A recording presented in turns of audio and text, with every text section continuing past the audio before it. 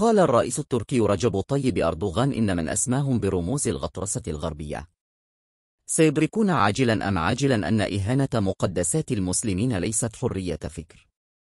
جاء ذلك لدى تعليقه على حادثة حرق القرآن الكريم بالسويد أمس الأربعاء خلال مشاركته افتراضيا بفعالية معايدة لحزب العدالة والتنمية الحاكم وفق وكالة الأناضول الرسمية.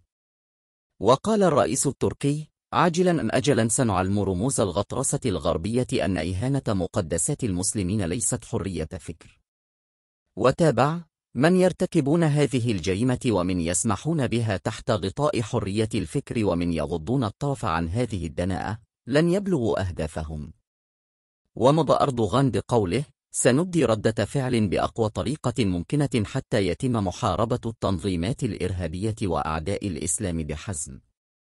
يذكر أن السلطات السويدية منحت تصريحا لحرق نسخة من القرآن أمام مسجد في العاصمة ستوكهولم في أول أيام عيد الأضحى، وجاء ذلك بعد أسبوعين على رفض محكمة استئناف سويدية حظر الاحتجاجات التي تنظم لإحراق المصاحف.